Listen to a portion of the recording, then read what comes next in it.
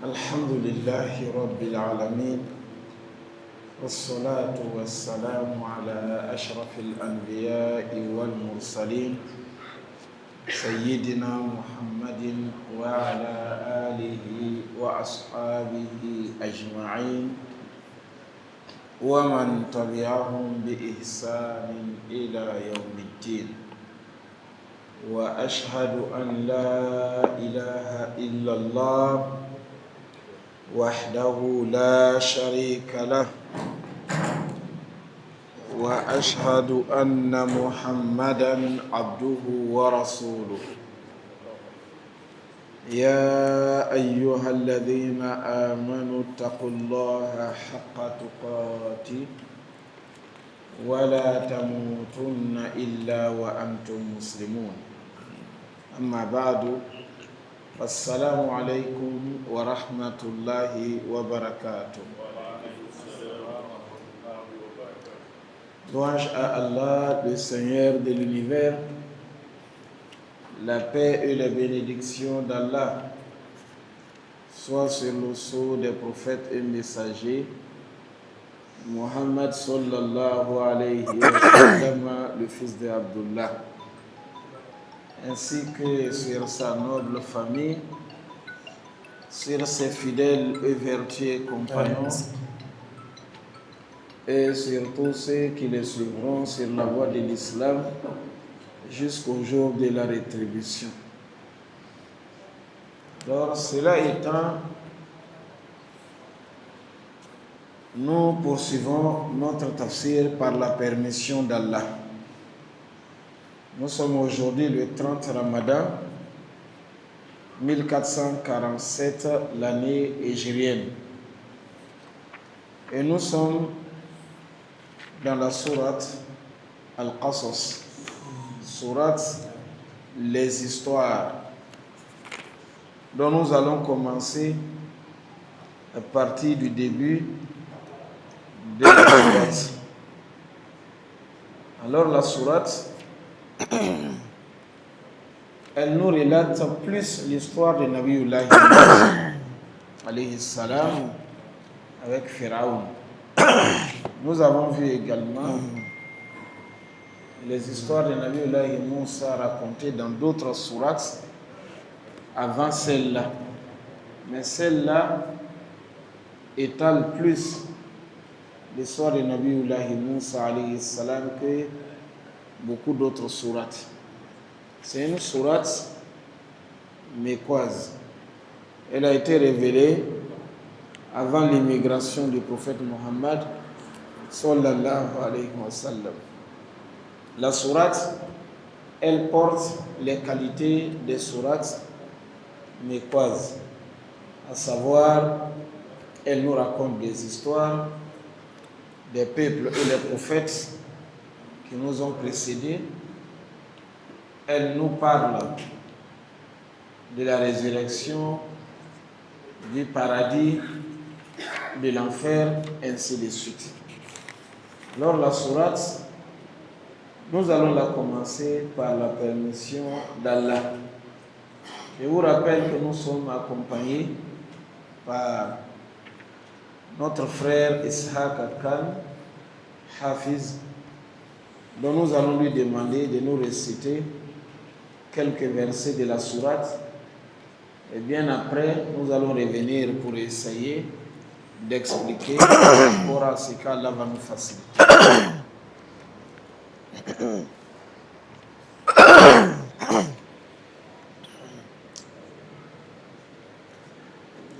أعوذ بالله من الشيطان الرجيم. بسم الله الرحمن الرحيم. طاسيم.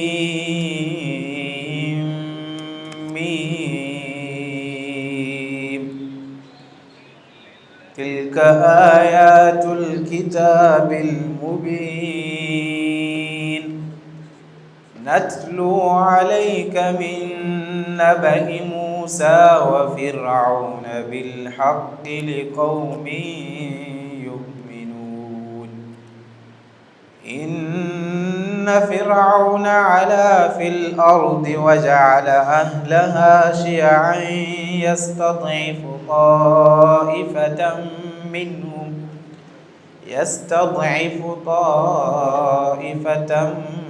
منهم يذبح أبناءهم ويستحيي نساءهم إنه كان من المفسدين ونريد أن نمن على الذين استضعفوا في الأرض ونجعلهم أئمة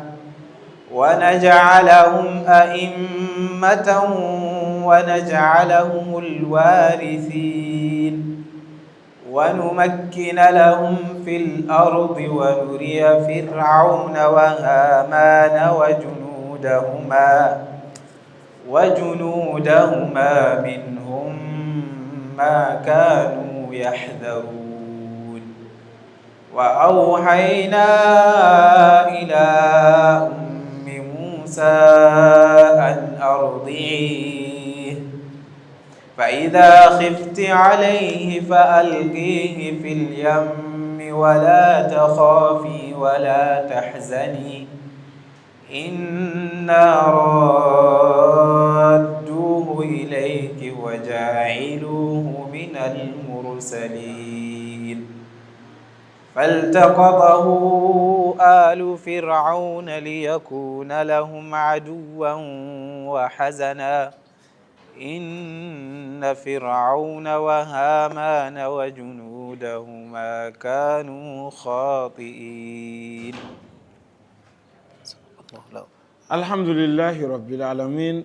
سبحانك اللهم لا علم لنا إلا ما علمتنا إنك أنت العليم الحكيم.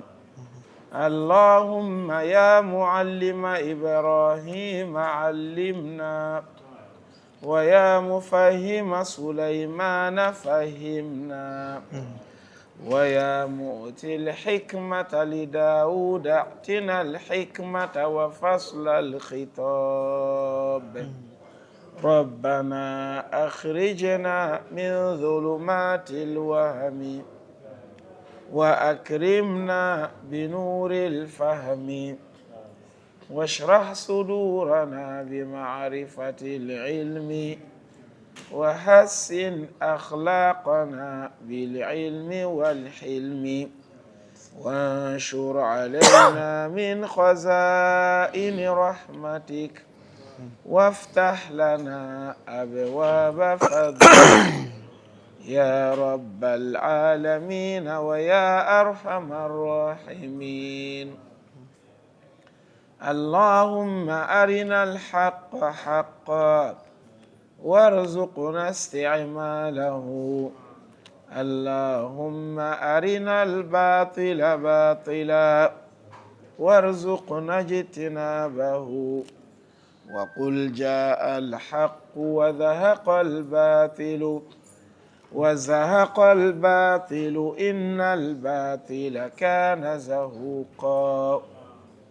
اللهم علمنا ما ينفعنا وانفعنا بما علمتنا وزدنا اللهم علما.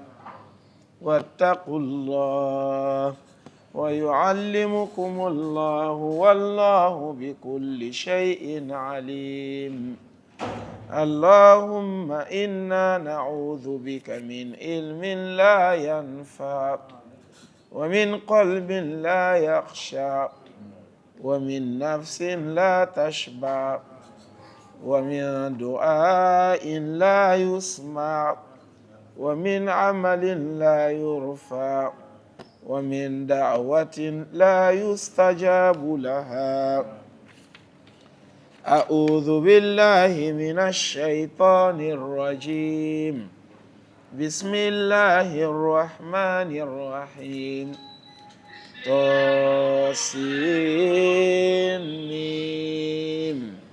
تلك آيات الكتاب المبين. Alhamdulillah, dans la sourate Al-Qasas, sourate les histoires, premier verset, Allah subhanahu wa ta'ala, il a commencé la sourate avec les huruf al-muqatta'a que nous avons vu dans beaucoup d'autres sourates. Ces lettres-là placées au début des sourates, et nous avons beaucoup parlé là-dessus. Ces lettres sont venues pour montrer aux Arabes que les messagers d'Allah, ils connaissaient les lettres de l'alphabet arabe, malgré qu'ils n'est pas parti à l'école, mais ils connaissaient les lettres. Alors qu'une personne qui n'a jamais été à l'école, qui ne sait ni lire ni écrire, pourra peut-être parler la langue en appliquant seulement comme ça, mais ne peut pas connaître les lettres de cette langue. Mais lui, il connaissait.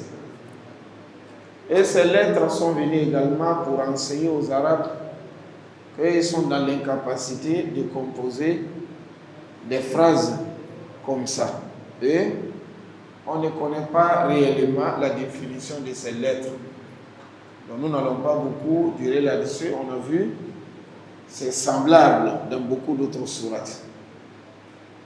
Tilka ayatul kitabil mubin. Tilka, voilà. Ayatu, les versets.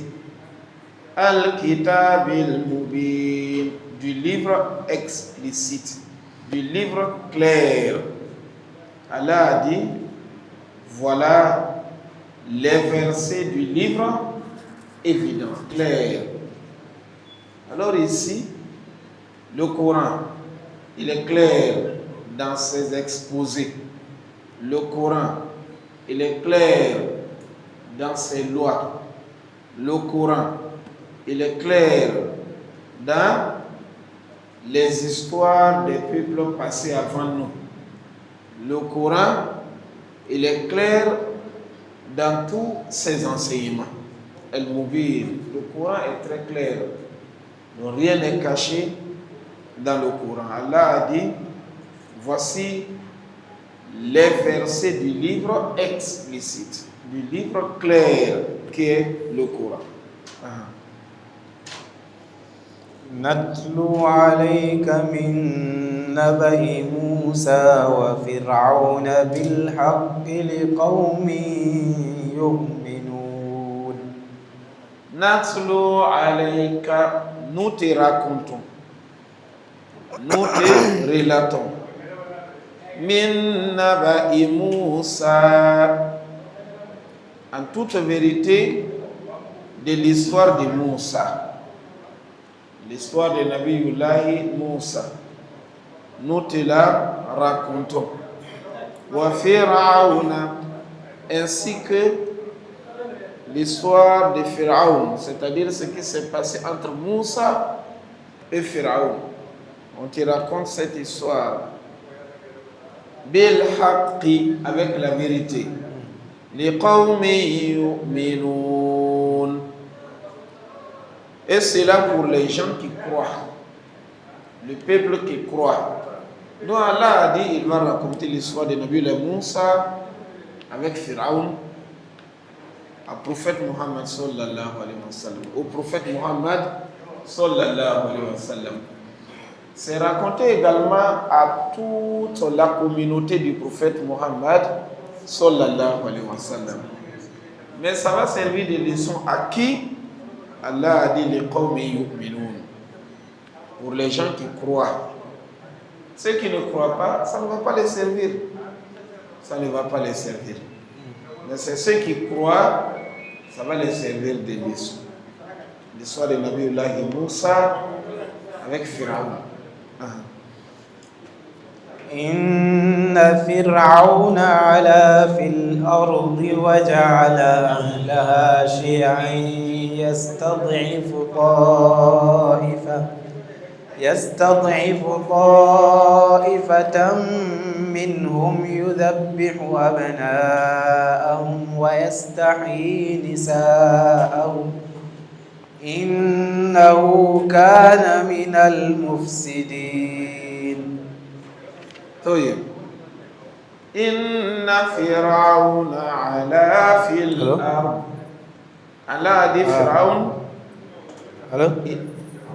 il était hautain sur la terre. Pharaon, il était orgueilleux. Allah, il s'est enflé d'orgueil. Il monte au-dessus des autres. Fil ard. C'est comme Allah subhanahu wa ta'ala, il est en train de dénoncer ce comportement-là. C'est un mauvais comportement. L'orgueil. C'était l'une des qualités de Pharaon. Il était orgueilleux. Il s'était enflé d'orgueil. Pharaon, sur la terre. Un musulman ne doit pas être orgueilleux. C'est un comportement condamné par Allah. Et c'est ce comportement-là que Pharaon a affiché.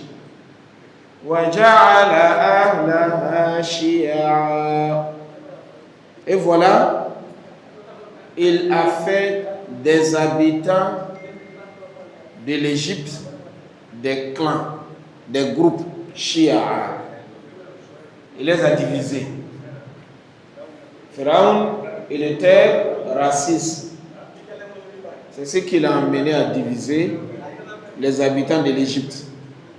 Les Égyptiens d'origine sont respectés.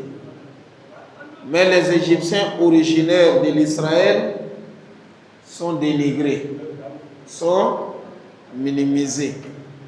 Donc, lui-même, Pharaon, il est Égyptien d'origine. Les Égyptiens d'origine, ils sont honorés.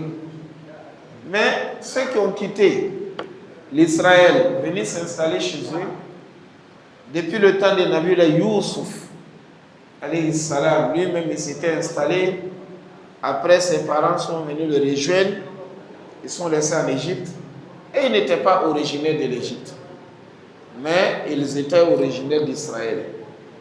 Donc, Pharaon, maintenant, il a divisé ces deux peuples-là. Allah a dit وَجَعَلَ أَهْلَهَا شِيَعًا. Il a fait le racisme. On considère d'autres et d'autres on ne considère pas. يَسْتَبْعِفُ طَائِفَةً مِّنْهُمْ.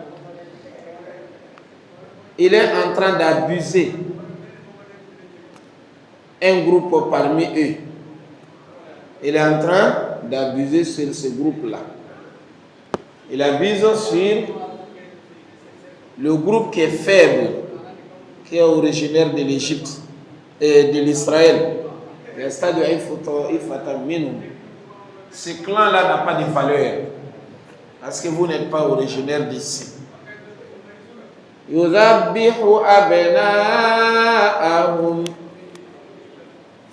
Il égorge leurs fils, les enfants, les garçons. Il les égorge. Pharaon, il a donné de l'ordre. Il tuait, il a fini pour faire quoi? Pour mettre des équipes pour égorger les garçons, les enfants d'Israël. Parce qu'on lui avait dit, il y a un enfant qui va naître. Cet enfant-là sera la cause pour détruire ton royaume, pour casser le royaume. Donc lui, il s'est dit quoi? Il faut déjà égorger tous les enfants qui vont naître. Parce qu'on lui a dit que l'enfant là n'est pas encore né, c'est un garçon. Donc, il faut égorger tous les garçons. Mais les Arabes disent La yughni al-hadaru min al-qadari. La yughni al-hadaru min al-qadari. Le fait de faire attention, de se méfier, ne peut pas t'empêcher d'aller tomber dans le destin. Tu pourras rester vigilant comment. Ce qu'Allah a prévu que ça va t'avoir là, ça tu ne pourras pas t'échapper. La hadara min al-qadar. Ou bien la yughni al-hadaru min al-qadar. Il a fait vraiment une vigilance pas possible. Comme on a dit qu'il y a un garçon qui va naître. Le garçon là sera la cause pour casser le royaume. Je vais tuer tous les garçons qui vont naître. Il n'y a pas une vigilance qui dépasse ça. Mais les savants vont dire que Pharaon, comme lui, il était adoré par les gens. Il avait amené les gens à l'adorer. Donc c'est lui-même qui était Dieu, on l'adorait. S'il voulait que sa religion là, puisse demeurer, sa religion puisse continuer, la solution n'était pas de tuer ces enfants-là. Mais c'était de former les enfants là dans son adoration. Comme ça, même après lui, ça allait continuer. Mais si lui, il a tué les enfants, maintenant les grands là sont devenus musulmans, automatiquement sa religion est tombée. Hein? La religion n'existe plus. Il est difficile de voir aujourd'hui quelqu'un qui dit que je suis sur la religion de Pharaon, j'adore Pharaon. Difficile de voir ça aujourd'hui. Donc Pharaon a commencé à tuer les enfants. Et il laisse en vie les filles. Les femmes, il les laisse. Les garçons, il les tue. Parce qu'on a dit c'est un garçon. Innahu kana minal mufsidin. Car Pharaon était du nombre des gens qui sèment le désordre. Al-Mufsidin faisait le désordre sur la terre. Emprisonner les gens, tuer les gens et mettre les gens en esclavage. Donc il était du nombre des gens qui font le désordre. Wa nuridu an namunna ala alladhina istud'ifu. Allah a dit, mais lui, Allah, il a voulu faire quoi? Il a voulu favoriser les gens qui étaient affaiblis. Les enfants d'Israël, que le Pharaon piétinait, il ne les considérait pas. Allah a dit, namunna, on va les favoriser, on va les élever. Ala alladhina istud'ifu. C'est là qui était affaibli. Fil ardi, sur la terre. Wa naj'alahum a'immatan. Et nous allons faire d'eux des guides. Allah a dit, il va faire d'eux des dirigeants, des guides. Wa naj'alahumul warithin. Et on va faire d'eux également des héritiers. Ça, c'est ce qu'Allah a décrété. Lui, il est en train de les exterminer. Mais Allah a dit, j'ai décidé de leur donner le pouvoir. Et je vais faire d'eux aussi les héritiers. Donc, Allah subhanahu wa ta'ala, il les a comblés de ces faveurs-là. Ya bani Israël, adhkuru ni'mati allati an'amtu alaykum wa anni faddaltukum ala al-alamin. Donc Allah, la faveur qu'il a dit ici, il a vraiment réalisé. Les enfants d'Israël, chez eux, il y avait beaucoup de rois. Il y avait beaucoup de rois. Il y avait aussi beaucoup de prophètes. La majorité des prophètes que nous sommes en train de raconter leurs histoires, ils sont de là-bas. Hein? Les Suleiman, les Daoud, les Zachariah, les Yahya, les Moussa, les Issa. Hein? Et tous ils sont de là-bas. Youssouf, Yacoub, ils sont de là-bas. Ishaq, ils sont les enfants d'Israël. Donc Allah les a comblés de faveurs. Il les a comblés de faveurs. Beaucoup de rois, beaucoup de prophètes, comme il a promis ici. Il a dit, on a voulu les favoriser. Ils étaient en position de faiblesse. Mais moi, Allah, j'ai décrété que je dois les élever, je dois les favoriser. Et je vais faire d'eux des héritiers, c'est-à-dire Pharaon. Eux, ces notables seront anéantis. C'est eux maintenant qui vont hériter ce qu'ils vont laisser. ونمكن لهم في الأرض ونري فرعون وهامان وجنودهما منهم ما كانوا يحذرون. طيب. Je crois qu'on va essayer d'arrêter seulement. On va expliquer ce verset-là. وَنُمَكِّنَ لَهُمْ فِي الْأَرْضِ. Et on va leur donner la puissance sur la terre. Donner la puissance à qui? Aux enfants d'Israël. Allah a dit, il va donner la puissance aux enfants d'Israël sur la terre. وَنُرِيَ فِرْعَوْنَ وَهَامَانَ وَجُنُودَهُمَا. Et nous allons montrer à Pharaon, à Haman, avec leurs soldats, minhum ma kanu yahdharun, ce qu'ils redoutaient, ce qu'ils avaient peur, ce qu'ils se méfiaient. Ce qui se méfiait, c'est quoi? Le pouvoir qu'Allah va donner aux enfants d'Israël. Allah a dit, il va les montrer que c'est lui Allah qui est le plus fort. Il va les donner ce pouvoir-là. Et il va les placer au-dessus des autres. Je crois qu'on va, Inch'Allah, s'arrêter ici, malgré nous-mêmes. On a voulu quand même faire le tafsir d'aujourd'hui jusqu'à sa fin, parce que c'est le dernier jour du mois de Ramadan. C'est le dernier jour du mois de Ramadan. On allait profiter aussi, se présenter les excuses. C'est pas facile, 30 jours tu es assis devant les gens. Tu pourras parler de quelque chose qui va frustrer quelqu'un, tu ne t'y rends même pas compte. Le mois de Ramadan, c'est un mois de pardon. De la même façon que nous demandons le pardon à Allah, de la même manière, on doit aussi se demander le pardon. On doit se présenter les excuses. Et on doit aussi prier chacun pour l'autre pour que Allah nous montre l'année prochaine. Et vraiment, surtout, je remercie tous les auditeurs qui ont passé tout le mois de Ramadan, laissé leurs occupations, venir passer tout le temps avec nous ici. Si on dit un tel il est en train de faire le tafsir, c'est parce qu'il y a quelqu'un pour l'écouter. Si personne n'écoute, il ne peut pas rester là pour faire le tafsir, sinon on dira qu'il est fou. On va dire qu'il est fou, il parle seul. Si on reste ici là pour parler, c'est parce qu'il y a des gens aussi qui ont la motivation, qui laissent leurs occupations, ils viennent s'asseoir, fournir leurs efforts pour écouter ce qu'on est en train de dire.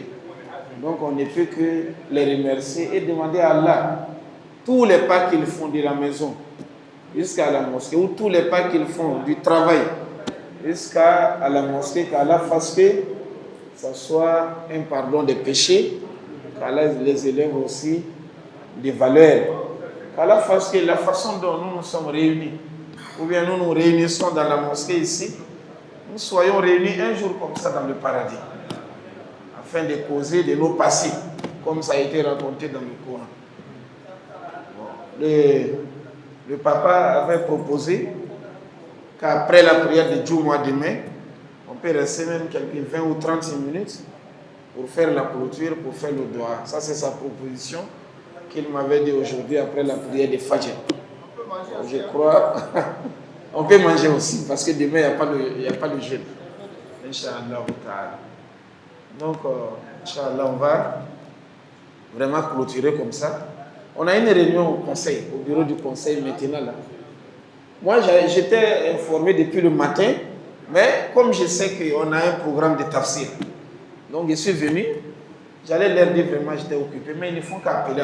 Donc, on va vraiment... La nouvelle est venue seulement ce matin. On ne pouvait plus avertir les gens pour dire qu'on n'aura pas le tafsir. Donc, on va les rejoindre, Inch'Allah. Tel qu'on a dit, demain, on sera au terrain. Et c'est peu que c'est votre imam qui va présider la prière là-bas, qui est moi, Inch'Allah. Donc demain, peut-être c'est moi qui dirigera la prière là-bas. On demande à Allah de faciliter.